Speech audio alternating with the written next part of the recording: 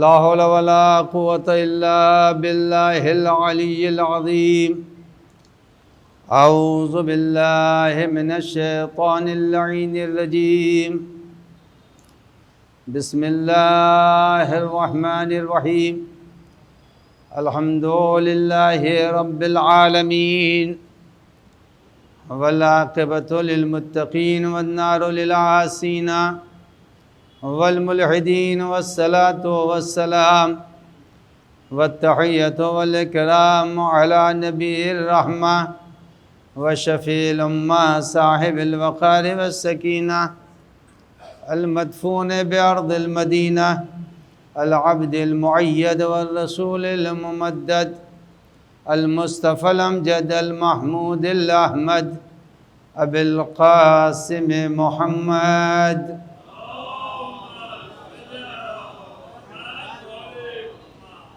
وعلى آله الطيبين الطاهرين المعصومين المنتجبين المخاطبين، لا سيما على بقية الله الأعظم حجة ابن الحسن المهدي.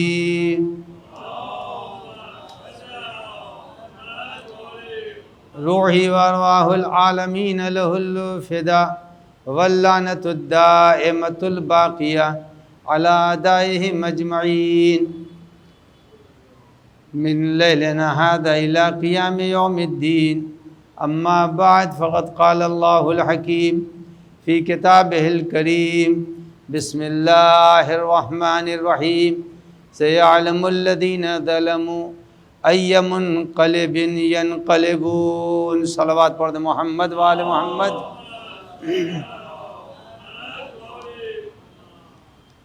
قبل اس کے کہ میں اپنے بیان کا آغاز کروں، آپ حضرات سے گزارش ہے کہ ایک سورہ فاتحہ سے آپ مرحوم اکبر علی قاسم علی صبور اور مرحومہ امینہ بانو بنت رحمت اللہ لاکھانی اور تمام مومنین مومنات کی ارواح کو شاد فرما دیں.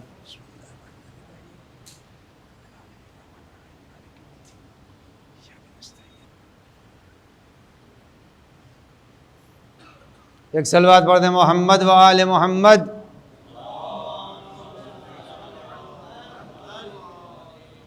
سورہ مبارکہ شعراء کی یہ آخری آیت ہے جس کو میں نے اس وقت کی اور انشاءاللہ آنے والی تقریر کا عنوان قرار دیا ہے.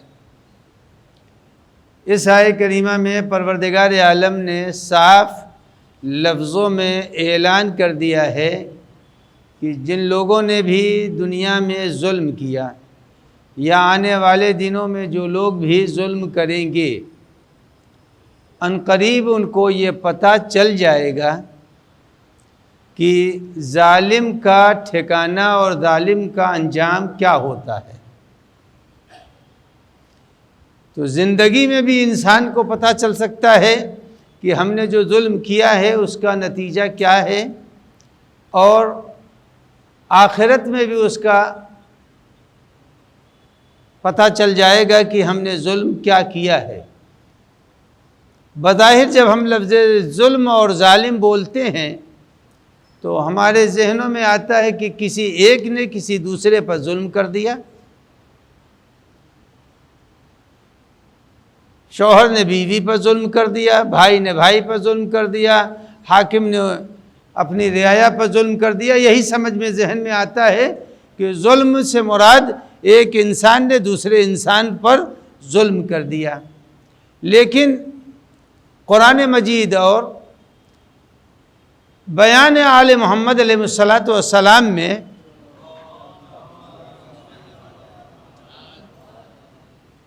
ظلم کی 3 قسمیں ہیں. ظلم عقیدے میں بھی ہوتا ہے، ظلم اپنے اوپر بھی ہوتا ہے، ظلم دوسروں پر بھی ہوتا ہے. تینوں کا تذکرہ قرآن مجید نے کر دیا ہے. عقیدے میں بھی ظلم آدمی کے جب عقیدہ انسان کا ظالمانہ ہوگا تو پھر اس کی زندگی کے ہر پہلو میں ظلم ٹپکے گا. عقیدہ اگر اس کا عادلانہ ہوگا تو کبھی اس کی زندگی میں ظلم نہیں جھلکے گا۔ تو عقیدے میں ظلم کب پایا جاتا ہے اس کی طرف اشارہ کر دوں۔ قرآن مجید نے ذکر کر دیا ہے عقیدہ۔ اب آپ یہ جو سارے ایام عزائے فاطمیہ سلام اللہ علیہا ہے اور جو ان تاریخوں میں شہزادی پر ظلم ہوا ہے، اس کی ایک وجہ یہی ہے کہ عقیدے میں ظلم پایا جا رہا تھا۔ اگر عقیدے میں عدالت ہوتی تو یہ پورا تاریخ مظلومیت محمد و آل محمد سامنے نہ آتی۔ اب میں اس کے اوپر ذرا روشنی ڈال دوں۔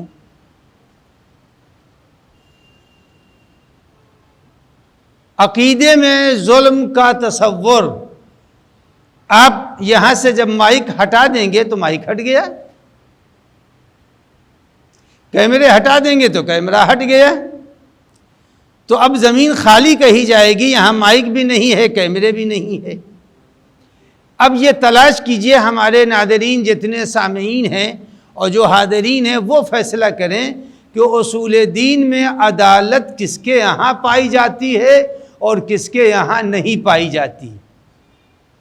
اول توحید اور دوسرے عدل، تیسرے نبوت، چوتھے امامت اور پانچویں قیامت۔ لیکن یہ اصول ایمان ہے، اصول اسلام یہ نہیں ہے۔ اصول اسلام میں فقط تین ہے، اول توحید، دوسرے نبوت، تیسرے قیامت۔ بس اصول اسلام میں تین ہے اور اصول ایمان میں 5 ہے۔ تو عزیزان گرامی یہ بتائیے کہ خدا کو عادل مانا کس نے؟ اللہ کو عادل کس نے مانا؟ اور اللہ کی عدالت کا انکار کس نے کیا؟ تو جب عدالت الہیہ کا انکار کیا تو عقیدے سے عدالت کو کس نے نکالا؟ جس نے عقیدے سے عدالت کو نکال دیا، وہیں کے اوپر عدالت جب نکلے گی تو ظلم آ جائے گا، اور جب ظلم آ جائے گا تو یہ یاد رکھیے عقیدے کو پہلے ظلم سے خالی رکھنا ہے، اور جب انسان عقیدے کو ظلم سے خالی رکھے گا تو کبھی ظالم نہیں ہو سکتا۔ اب ایک بات جو سامنے کی ہے، عقیدے کا ظلم کیا ہے وہ سن لیجئے۔ قرآن مجید کی آیت تینوں کی طرف اشارہ کر رہا ہوں۔ عقیدے کا ظلم، عوام پر ظلم اور اپنی نفس کے اوپر ظلم۔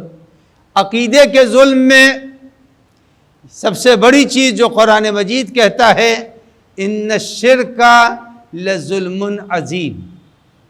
قرآن کہہ رہا ہے کہ جس نے خدا کو وحدہ لا شریک نہیں مانا، اس نے عقیدے کا ظلم کیا ہے۔ عقیدہ اس کا ظالمانہ ہے جہاں کے اوپر پروردگار عالم کی توحید خالص نہ ہو۔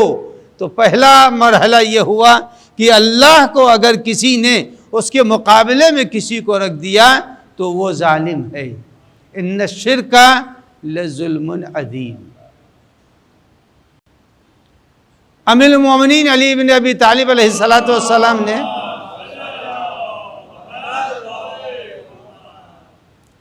تو اب آپ تلاش کیجئے گا جہاں جہاں شرک پایا جائے، اور شرک کی طرف اشارہ اسی مسجد سے میں کر چکا ہوں کہ شرک فقط یہ نہیں ہے کہ انسان کسی پتھر کی، کسی دریا کی، کسی درخت کی پوجا و پرستش کر رہا ہے، فقط یہ نہیں ہے،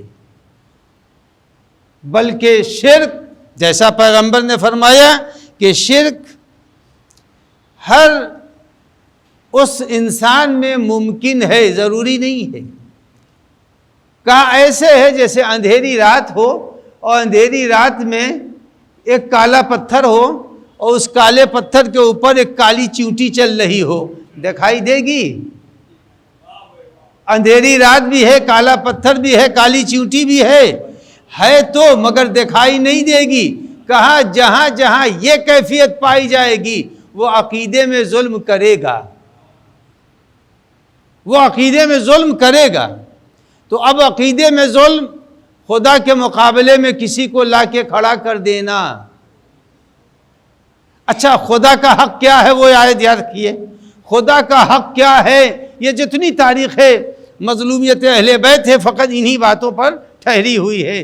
خدا کا حق خود چھین لینا۔ دیکھیے یہ مائک ہے، اس مائک کے سسٹم کو، وائر کو، یہ ہمارے ساؤنڈ کو پھیلا رہا ہے۔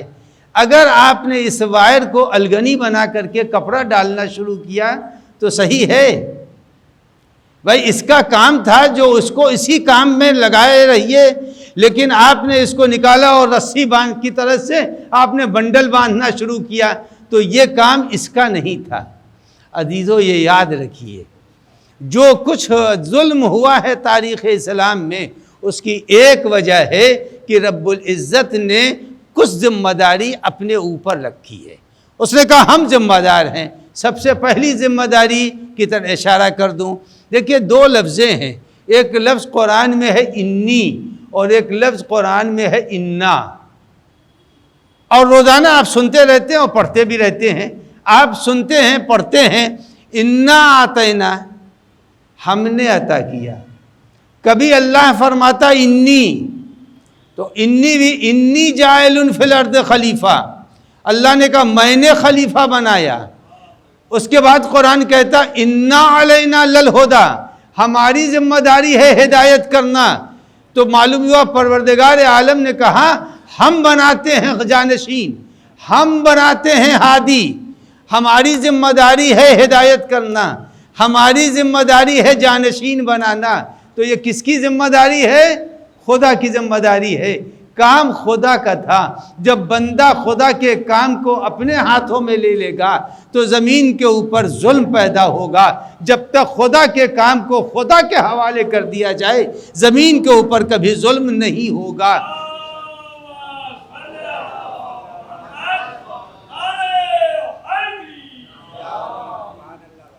تو اب یہ یاد رکھیے خدا نے اپنے ذمہ کیا لیا کہ انا علینا للہدی، ہمارے اوپر تمہاری ہدایت ہے۔ تو اب اللہ کے کام کو آپ انجام نہیں دے سکتے ہیں۔ قرآن مجید نے کہا انی جاعل فی الارض خلیفہ، میں زمین کے اوپر اپنا جانشین بنا رہا ہوں۔ تو یہ حق کس کے پاس ہے؟ اللہ کے پاس ہے۔ جب اللہ کے پاس ہے تو اس نے یہ بھی تو کہا ہے انی خالق بشرا من طین، میں مٹی سے ایک بشر بنا رہا ہوں۔ ایک ہی دن دو اعلان اللہ نے کیا تھا کہ میں زمین پر خلیفہ بنا رہا ہوں، میں زمین کے اوپر مٹی سے انسان بنا رہا ہوں۔ اللہ نے دونوں ہاتھ تو پہلے ہی دن کاٹ دیے، کہا یہ یاد رکھو خلیفہ اس وقت بنا سکتے ہو جب پہلے انسان بنا کے دکھا دو۔ نہ تم انسان بنا سکتے ہو نہ ہادی بنا سکتے ہو۔ ہادی بنانا تمہارے بس کی بات نہیں ہے، انسان بنانا تمہارے بس کی بات نہیں ہے۔ انسان بھی ہم بنائیں گے، ہادی بھی ہم بنائیں گے۔ اب اللہ نے اپنے ذمے لیا انا علینا للہدی، ہمارے اوپر ہماری ذمہ داری ہے ہم تم کو ہدایت دیں۔ اب اللہ نے جب ہدایت کی ذمہ داری اپنے ہاتھوں میں لے لی ہے تو اب ہادی ہم نہیں بنا سکتے، اور جب ہم بنانا چاہیں گے تو نتیجہ کیا ہوگا؟ آج دنیا میں دیکھیے کبھی یہ الیکشن کبھی وہ الیکشن، جب بھی ہمارا بنایا ہوا کوئی ہوگا تو یا کبھی بینک لوٹ کے بھاگے گا یا کوئی کرپشن والا کام کرے گا۔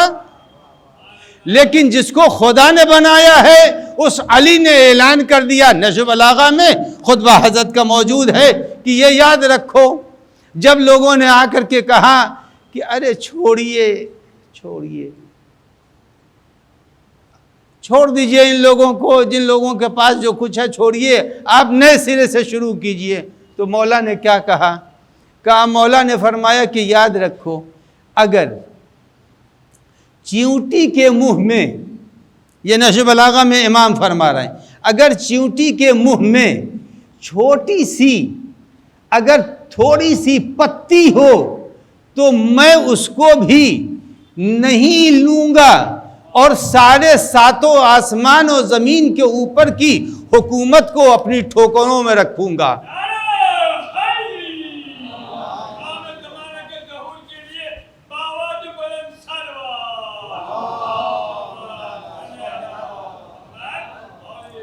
تو مزاج پہچانیے کہ اللہ نے حق کے ہدایت اپنے ذمے رکھا اور بندہ سمجھ رہا ہے کہ ہدایت کا حق ہم کو ہے۔ اب ایک حدیث سنیے، یہ سارے مظالم ہوئے کہ ہیں اس کی طرف اشارہ، چونکہ ہمیں بولنے نہیں دیا جاتا، اس لیے کہ ہم بولیں کیسے، ہمارے سامنے جاسوس لگے ہوئے ہیں سامنے، تو ہم بول تو نہیں سکتے ہیں، لیکن بہرحال آپ سمجھدار ہیں، سمجھ جاتے ہیں میری بات کو۔ عزیزان گرامی، یہ سب ہوا کیوں؟ یہ سارے مظالم کیوں ہوئے؟ اس کی ایک وجہ ہے، صرف ایک صلوات پڑھ لے، پڑھ دیں محمد وآل محمد۔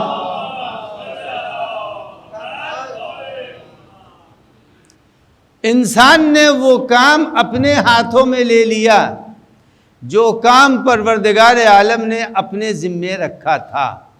اگر یہ اللہ نے اپنے ذمے لے لیا تھا تو ہم کو لینے کا کوئی حق نہیں ہے، اور جب بھی یہ کام ہوگا بندہ خدا کے کاموں کو اپنے ہاتھوں میں لے لے گا تو نتیجہ بڑا خراب ہوگا۔ اب آپ غور کریں، حدیث پیغمبر سنا رہا ہوں، اگر کسی شخص نے وصیت کیے بغیر دنیا چھوڑ دی، حدیث ہے، اگر کسی نے وصیت نہیں کی، وصیت سے کوئی مرتا ارتا نہیں ہے، یہ نہیں سمجھیے کہ اگر وصیت کر دیں گے تو مر جائیں گے، نہیں بھائی، وصیت سے تھوڑی مرے گا۔ وصیت ہونی چاہیے، ہر آدمی کو وصیت پہلے ہی لکھ دینی چاہیے، اور لکھ کے وصیت رکھ دے کہ بھئی یہ ہے، یہ ہے، یہ ہے، یہ ہے، وصیت لکھ دے۔ اس کے بعد پیغمبر نے فرمایا کہ اگر کسی نے وصیت نہیں کی، ماتا میتتن جاہلیہ، تو وہ اگر مر گیا بغیر وصیت کیے ہوئے تو اس کی موت جاہلیت کی موت ہے۔ اگر وصیت نہیں کیا اور مر گیا تو اس کی موت جاہلیت کی موت ہے۔ اب میں آپ سے پوچھ رہا ہوں، نبی کیا کہہ رہے ہیں؟ جو مر جائے اور وصیت نہ کرے اس کی موت جاہلیت کی موت ہے۔ اب میں پوچھ رہا ہوں، نبی کہہ کے یہ جا رہے ہیں، ذرا یہ بتائیے اپنے بات کے لیے، اسلام کے لیے کوئی وصیت کی یا نہیں کی؟ تو عزیزان گرامی، پہلے پیغمبر کے ارشادات میں تلاش کرنے کی ضرورت ہے کہ نبی اکرم نے کیا کہا ہے۔ کیا یہ ہو کیسے سکتا ہے کہ جو ہم کو دعوت دے رہا ہو کہ تم وصیت کر کے مرنا، وہ نبی اکرم کیسے اپنے بات کے لیے کوئی وصیت نہیں کرے گا؟ تو سب سے پہلا مسئلہ یہ ہے کہ آدمی وصیت کرے، اور جس نے پیغمبر کو اس لائن سے الگ کر دیا وہی اپنے ہاتھ میں نظام قرآن لینے کی کوشش کرے گا۔ اچھا، میں بارہا کہتا رہتا ہوں کہ فقط کتاب اگر کافی ہوتی، اگر کتاب کافی ہوتی، ہم مان لیتے ہیں کتاب کافی ہے، ٹھیک ہے، لیکن دنیا میں آج سارے پہلے اسکولوں کو ختم کر دیجئے، سارے کالجوں کو ختم کر دیجئے، صرف کتابیں چھاپتے رہیے، مگر جب تک دنیا کے اندر کالج رہے گا، اسکول رہے گا۔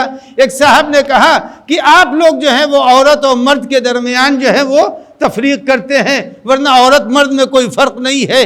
تو سیدھا سا جواب میری طرف سے یہی ہے کہ ہم کو کوئی اعتراض نہیں ہے، ایئرپورٹ کے اوپر لیڈیز اور جینٹس کے ٹائلٹ کو آپ ایک کر دیجئے، ہم بھی مان لیں گے دنیا میں مرد اور عورت ایک ہیں۔ ریلوے اسٹیشن سے آپ ہٹا دیجئے، ہم بھی مان لیں گے۔ جب آپ عملی طور سے نہ ریلوے سے ہٹا رہے ہیں، نہ آپ جو ہے ایئرپورٹ سے ہٹا رہے ہیں، تو دونوں کو ملا کیسے رہے ہیں؟ اگر آپ کو کتاب لے لینا آپ کے لیے کافی تھا تو عزیزان گرامی اسکول کیوں بنایا جا رہا ہے؟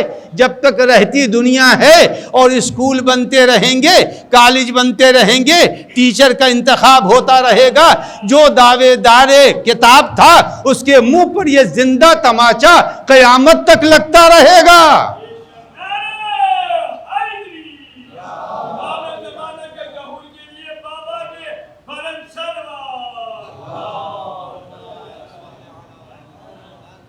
ایک اور اس سے بہتر صلوات۔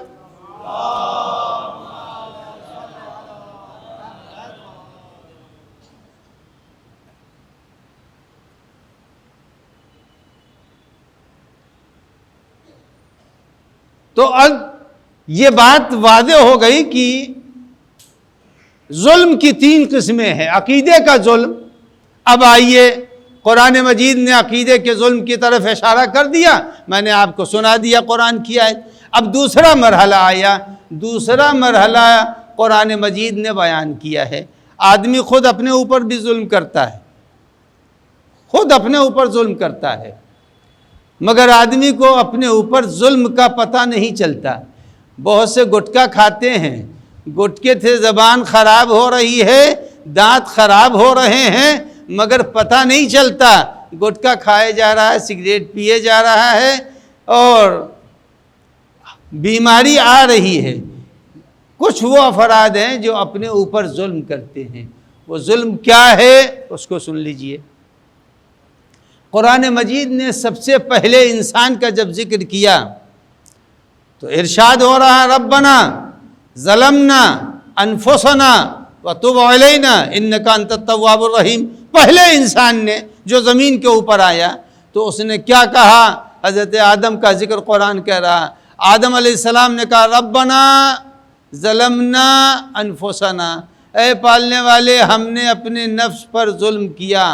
تو آدمی اپنے اوپر بھی ظلم کرتا ہے۔ کب ظلم کرے گا؟ اپنے اوپر۔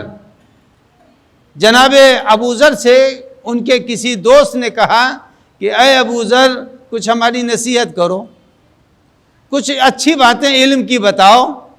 تو جناب ابو ذر نے خط کے جواب میں لکھا کہ جو سب سے زیادہ تمہارا عزیز ہے اس کو اپنا دشمن نہ بنانا۔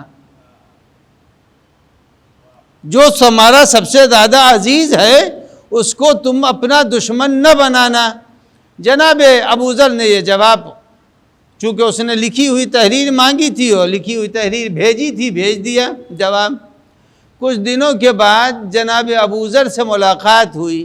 جب جناب ابو ذر سے ملاقات ہوئی تو کہا میں نے تم سے کوئی قاعدے کی بات پوچھی تھی، تم نے یہ لکھ دیا کہ جو تمہارا سب سے زیادہ عزیز ہے اس عزیز کو دشمن نہ بنانا۔ یہ کون سی بات تم نے لکھ دی؟ تو جناب ابو ذر نے کہا تم سمجھے نہیں، انسان کو سب سے زیادہ اپنے نفس، اپنے وجود، اپنی جان سے محبت ہوتی ہے۔ سب سے زیادہ محبت آدمی کو اپنے سے ہوتی ہے۔ اگر پتہ چل گیا تھا کچھ دنوں پہلے کہ صاحب کرونا ہے، مسجدوں کے اندر فاصلہ ہو گیا، ہر کے منہ کے اوپر جابا لگ گیا، اب بتائیے ذرا سا کوئی ضروری نہیں تھا لیکن دوریاں پیدا ہو گئیں، کیوں؟ اس لیے بھائی کیا تھا؟ کہ نہیں ہم کو اپنی جان عزیز ہے۔ تو ابو ذر نے لکھا کہ جو سب سے زیادہ تمہارا عزیز ہے اس کو دشمن نہ بناؤ۔ تو اب دشمن کیسے ہوگا؟ جو اپنے اس عزیز کو خطرے میں مبتلا کرے گا وہی تو سب سے زیادہ بڑا دشمن ہے۔ کہا تم اپنے لیے جتنے بھی واجبات الہیہ ہیں ان واجبات کو چھوڑنا نہیں، اگر چھوڑو گے تو تم نے گویا کہ خود اپنا نقصان کیا۔ قرآن مجید کہتا ہے لَقَدْ زَرَعْنَا لِجَهَنَّمَ كَثِيرًا مِنَ الْجِنِّ وَالْإِنسِ۔ تو معلوم ہوا آدمی خود اپنے اوپر بھی ظلم کرتا ہے۔ تو آدمی کو اپنے اوپر ظلم نہیں کرنا چاہیے، ظلم عقیدے کا اور ظلم خود اپنے نفس کا۔ اب آئیے تیسری چیز آپ کی خدمت میں عرض کر دوں۔ تیسری کیا چیز ہے جو ظلم کہلاتی ہے؟ وہ ظلم یہ ہے کہ آدمی دوسرے پر ظلم کرے۔ جب آدمی دوسرے پر ظلم کرے گا تو یہاں پر دو دور ہیں، دو کیفیتیں ہیں، دو مرحلے ہیں۔ پہلا مرحلہ یہ ہے کہ ہم سامنے کسی پر ظلم کر رہے ہیں، جو آج کل ہو رہا ہے، اور ایک وقت وہ ہوتا ہے کہ جو ظالم ہے اسی دنیا میں وہ ظلم دیکھ لیتا ہے۔ کبھی کبھی ایسا ہوتا ہے کہ وہ ظلم نہیں دیکھتا، لیکن پروردگار عالم نظام دنیا کو چلا رہا ہے، اور کیسے چلاتا ہے اس کو آپ سن لیجئے ہم سے۔ جناب موسیٰ علیہ السلام کا زمانہ ہے، ایک صلوات تو پڑھیے حضرت موسیٰ کے لیے بھی۔ جناب موسیٰ کا زمانہ ہے، حضرت موسیٰ کہیں سے چل کر کے آئے اور دریا کے کنارے ایک درخت تھا، اس کے نیچے بیٹھ گئے۔ اس کے نیچے جب بیٹھے ہیں تو انہوں نے دیکھا کہ پانی پینے کے لیے ایک گھوڑ سوار گھوڑے پر بیٹھا ہوا آیا۔ دیکھیے پھر بھولیے گا نہیں میری بات کہ دنیا قائم کیسے ہے۔ امیر المومنین نے فرمایا کہ دنیا کی قوام اور اساس یہ مسجد ہے۔ مسجد بغیر کسی بیس کے نہیں ہے، اس کی ایک بیس ہے جس کے اوپر یہ مسجد ٹھہری ہے، جس کو ہم اردو میں بنیاد کہتے ہیں، تو عربی میں اسی کو اساس اور قوام بولتے ہیں کہ یہ مسجد ایک بنیاد پر کھڑی ہے۔ پیغمبر نے فرمایا، امیر المومنین نے فرمایا الگ الگ لفظوں میں، ایک نے قوام کہا اور ایک نے اساس کہا۔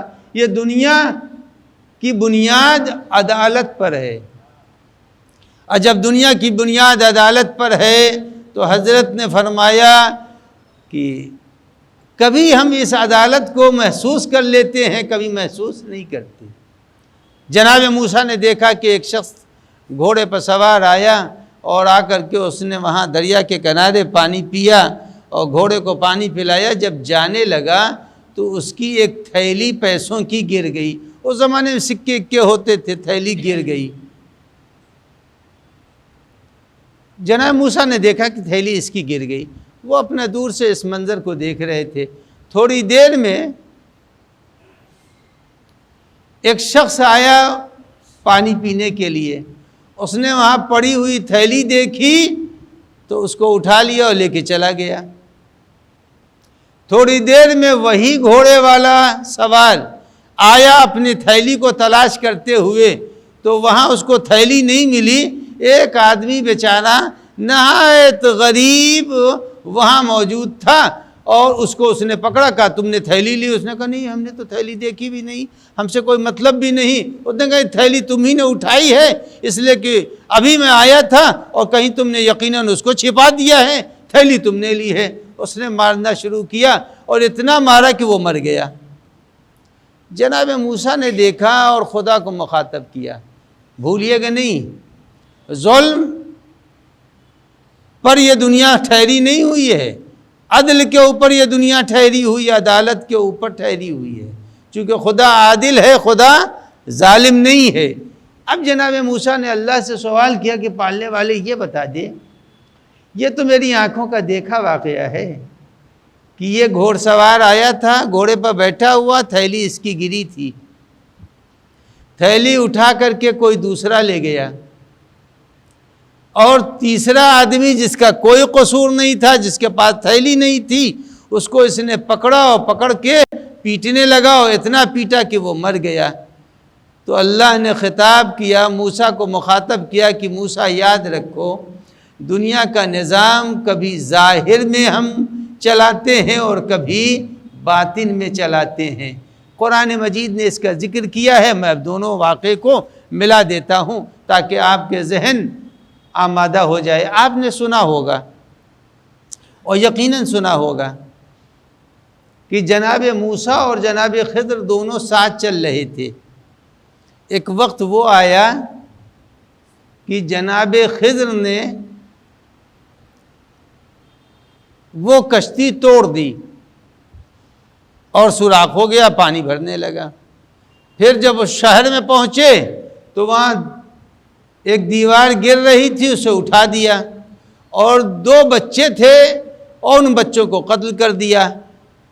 تو جناب موسیٰ کو بہت حیرت ہوئی۔ قرآن مجید کہتا ہے اس حیرت کے بعد جناب خضر نے کہا کہ اب آپ میں اور ہم میں جدائی ہو گئی، لن تستطیع معی صبرا، آپ میرے ساتھ نہیں چل سکتے۔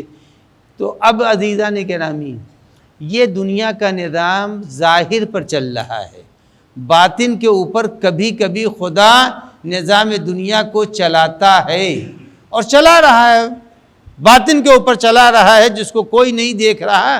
یہ ہم آپ سارے کے سارے اس مسجد میں بیٹھے ہوئے لوگوں کو آنکھوں سے دیکھ رہے ہیں، آنکھوں سے دیکھ رہے ہیں، لیکن جو کیمرے چل رہے ہیں اس کو ہم نہیں دیکھ رہے ہیں۔ کیمرے پر بیٹھا ہوا آدمی دیکھ رہا ہے کون آ رہا ہے، کون جا رہا ہے، کون کیا کر رہا ہے۔ تو جب ہماری مسجدوں کے نظام اور ہمارے آفسوں کے نظام میں 2 نظر ہے، ایک سامنے دکھائی دیتی ہے اور ایک پردے کے پیچھے ہے جو کام کر رہی ہوتی ہے، دنیا کا نظام بھی یوں ہی چل رہا ہے۔ کچھ وہ نظام ہے جس کو ظاہر بظاہر خدا چلا رہا ہے، کچھ وہ نظام ہے جس کو اللہ باطن میں چلا رہا ہے۔ موسیٰ علیہ السلام نے پوچھا کہ پالنے والے یہ بتا دے، یہ کیا وجہ ہے کہ تھیلی اس نے چوری نہیں کی تھی، مگر اس کو اتنی مار پڑی کہ وہ مر گیا۔ تو اللہ نے موسیٰ کا جواب میں فرمایا کہ اے موسیٰ، یاد رکھنا جو تھیلی لے گیا تھا، سنیے گا، جو تھیلی اٹھا کے لے گیا تھا اور جس کی تھیلی گری تھی، پہلے ان دونوں کے درمیان کے ربط کو سمجھ لو۔ کہا پالنے والے وہ کیا ربط ہے؟ کہا جس کی تھیلی گری تھی اس شخص نے اس کے باپ کا پیسہ دیا نہیں تھا، لہذا اس کی تھیلی گری اور میں نے اس کی تھیلی کو اس تک منتقل کر دیا۔ تو اب معلوم یہ ہوا کہ اگر کسی نے اس دنیا میں کسی کے مال کو غصب کیا ہے تو یہ نہ سمجھے کہ یہ مال کو غصب کر کے بڑا عیش کرے گا، نہیں، رب العزت کبھی حالات ایسے پیدا کرے گا یہ مال اس سے چھینا جائے گا اور جس کا چھینا ہوا مال ہے اس تک منتقل ہو جائے گا۔ تو پوچھا پالنے والے یہ بتا دے وہ بے قصور جس نے تھیلی اٹھائی نہیں تھی مار کھاتے کھاتے مر گیا، کہا اس کا بھی راز ہے۔ کہا پالنے والے وہ راز کیا ہے؟ کہا جو مر گیا اس نے اس شخص کے باپ کو اتنا مارا تھا کہ وہ مر گیا تھا۔ تو اللہ کبھی نظام کائنات کو عدالت ظاہری پر چلاتا ہے، کبھی نظام کو عدالت باطنی پر چلاتا ہے۔ صلوات پڑھ دیں محمد و آل محمد۔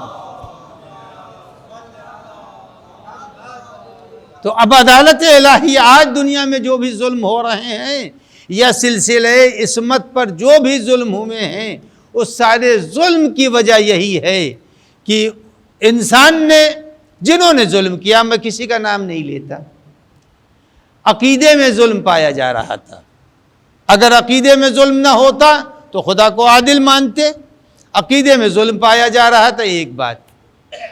دوسری بات، کار خدا کو اپنے ہاتھ میں لیا، ہادی خود معین کر دیا، جبکہ ہادی معین کرنے کا کوئی حق انسان کو نہیں ہے۔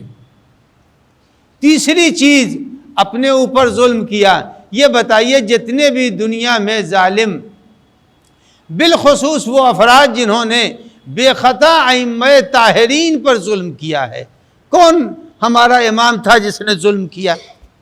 کون ظلم کرنے والا امام تھا؟ کوئی ہمارے ائمہ میں ظالم نہیں تھا۔ نہ فقط ظالم، معصومین اس قدر ظلم تو ظلم، قرآن مجید نے پیغمبر کو روک دیا۔ پیغمبر کو اصول یہ تھا کہ جو آتا تھا دے دیتے تھے، جو آتا تھا اسے واپس نہیں کرتے تھے۔ آخرکار اتنا ہو گیا کہ اللہ کو کہنا پڑا لا تجل یدک مغلولۃ علی عنقک، اے رسول اتنا مت دے دیجئے کہ آپ کے ہاتھ میں کچھ رہ نہ جائے۔ معلوم یہ ہوا کہ یہ انہی کی نسل تھی، پیغمبر کی اولاد تھے، انہوں نے کبھی کسی کا حق لیا نہیں بلکہ اپنا حق ایثار سے دے دیا۔ اسی لیے قرآن نے کہا یوسرون علی انفسہم، یہ وہ افراد تھے جن کو ضرورت تھی روٹیوں کی، لیکن آنے والے سائل کو روٹیاں دے دیں۔ تو اہل بیت نے نہ کبھی ظلم کیا، لیکن عزیزان گرامی جن لوگوں نے ظلم کیا ان کی تاریخ ہم نہیں پڑھتے، ہم نے آنکھ سے اپنے دیکھا، وہ ہم بیان کریں جو آپ میں سے سبھی نے دیکھا، سبھی نے دیکھا۔ ظالم کبھی، بہت پرانا اردو کا ایک شاعر ہے، اس نے کہا ظلم کی ٹہنی کبھی پھلتی نہیں اور ناؤ کاغذ کی صدا چلتی نہیں۔ تو یہ یاد، یہ کاغذ کی ناؤ نہیں چلتی ہے اور ظلم کے لگائے ہوئے درخت پھلتے بھی نہیں ہیں۔ ہم نے اور آپ نے سب نے دیکھا، اور آنے والے دنوں میں ابھی بہت ہی بہترین ظالم کے انجام کو آپ حضرات دیکھیں گے۔ میں ایک ظالم کا ذکر کر دوں، اس کے بعد مجلس کو تمام کر رہا ہوں۔ اگر کوئی صدام کا مخالف تھا تو صدام جتنے بھی اس کی ویڈیو دیکھ لیجئے سب موجود ہے، بے تحاشا مارتے تھے اس کے سپاہی، اور جب مارنے کے بعد آدمی بالکل بے دم ہو جاتا تھا، اٹھا کر اس کے پالے ہوئے شیر کے کٹہرے میں ڈال دیتے تھے، وہ شیر انہیں پھاڑ کھاتا تھا۔ آپ نے یہ منظر دیکھا، اور ابھی بھی یوٹیوب کے اوپر یہ منظر پڑے ہیں صدام کا ظلم، خالی ٹائپ کر دیجئے پھر دیکھ لیجئے کہ آپ کو کیسی کیسی ویڈیو دکھائی دے گی۔ عزیزو وہ ظالم، مگر آپ نے دیکھا اس کا حشر کیا ہوا، انجام کیا ہوا، اب ذلیل ہو کر کے دنیا میں پھانسی کے تختے پر چڑھایا گیا۔ عزیزان گرامی یہ یاد رکھیے، جتنے بھی ظالم تاریخ کے اندر گزرے ہیں سب کا انجام آپ نے دیکھا، اور اگر نہیں دیکھا تو آنے والے دنوں میں آپ دیکھیں گے کہ ظالم کا انجام کیا ہوتا ہے۔ یہ مجالس عزائے فاطمیہ سلام اللہ علیہا بھی ایک ظلم کی نشاندہی کرتی ہے۔ نبی کی بیٹی نے کسی کا کوئی حق لیا نہیں تھا، لیکن نبی کی بیٹی پر وہ ظلم ہوا کہ خود شہزادی کو کہنا پڑا صبت علی مصائب لو انہا صبت علی الایام سرن لیالیا، مجھ پر وہ مصائب، وہ مصیبتیں مجھ پر ڈالی گئیں کہ اگر وہ مصیبتیں دن پر پڑ جاتی تو دن اندھیرے میں تبدیل ہو جاتا۔ عزیزان گرامی فاطمہ زہرا سلام اللہ علیہا نبی اکرم کی شہادت اور رحلت کے بعد یا 3 مہینے زندہ رہیں یا اس سے کم زندہ رہیں۔ وہ وقت بھی آیا جب شہزادی نے وصیتیں کی ہیں، اور وصیتیں کرنے کے بعد جناب فاطمہ زہرا نے ہر گھر کی فرد کو اپنے حجرے میں آنے سے روک دیا، اور روکنے کے بعد ایک چادر سر پر ڈال لی، اور تھوڑی دیر گزری تھی کہ سیدہ دنیا سے چلی گئیں۔ جب ننھے بچے مسجد سے آئے ہیں، اور آنے کے بعد ان بچوں نے جناب فاطمہ زہرا کے حجرے میں جانے کی کوشش کی تو گھر کی دیرینہ چاہنے والی نے روک دیا۔ جب روکا ہے تو جناب حضرات حسنین نے کہا کہ ہماری والدہ کہاں ہیں، مادر گرامی کہاں ہیں؟ تو چاہنے والی نے کہا بچوں کھانا کھا لو۔ تو کہا ہم کو کبھی دیکھا ہے کہ والدہ کے بغیر میں نے کبھی کھانا کھایا ہو؟ جب گھر میں پہنچے، جب حجرے میں گئے تو دیکھا شہزادی دنیا سے جا چکی ہیں۔ پہنچے دوڑتے ہوئے مسجد میں، امیر المومنین کو خبر دی کہ بابا مادر گرامی نے دنیا چھوڑ دی۔ جس وقت یہ خبر سنی مولا کو غش آیا، مسجد میں گر گئے، چاہنے والے جمع ہوئے اور چہرے پر پانی ڈال کر کے مولا کو ارے لائے ہیں کہ بیت الشرف چلیے، غشی کی کیفیت سے آگاہ کیا کہ مولا صدمے نے آپ کو نڈھال کر دیا، اے مولا آج آپ کو غش آیا، چاہنے والوں نے پانی کا چھڑکاؤ کیا، لیکن سید سجاد پر غش آ رہے ہیں۔ سید سجاد کو کسی نے نہ تو چھڑکاؤ پانی کا کیا، نہ چھینٹیں ماری، نہ سید سجاد کو ایک گھونٹ دیا۔ سیعلم الذین ظلموا ای منقلب ینقلبون لعنت اللہ علی القوم الظالمین۔ یا اللہ قلب امام کو راضی و خشنود فرما، ظہور امام میں تعجیل فرما، بیماروں کو شفا عنایت فرما، چاہنے والوں کی خواہشوں و مستجاب فرما، پالنے والے واسطہ ہے مدار فاطمہ زہرا اور مدار ائمہ بقی علیہ السلام کی تعمیر کے اسباب عنایت فرما، جو مشتاق عمرہ و حج و زیارات ہیں اسباب سفر عنایت فرما، جو صاحبان دختر ان کو فرائض سے سبکدوش فرما، پالنے والے جو کاروبار و قرضدار ہیں ان کے قرضوں کو ادا فرما، کاروبار اور رزق میں وسعت عنایت فرما، ملک و بیرون ملک سے جن لوگوں نے دعاؤں کی فرمائش کی ان کی حاجات کو روا فرما، بالنبی و آلہ الطاہرین۔ آپ حضرات ایک مرتبہ سورہ الحمد کی تلاوت فرما کر روح اطہر فاطمہ زہرا سلام اللہ علیہا کی خدمت میں ہدیہ فرما دیں۔ بسم اللہ الرحمن الرحیم، الحمدللہ رب العالمین، الرحمن الرحیم مالک یوم الدین، ایاک نعبد و ایاک نستعین، اہدنا الصراط المستقیم صراط الذین انعمت علیہم غیر المغضوب علیہم ولا الضالین۔ یا اللہ حاضرین و ناظرین و سامعین کی طرف سے بارگاہ فاطمہ زہرا سلام اللہ علیہا میں تقدیم فرما، انک علی کل شیء قدیر۔ اللہم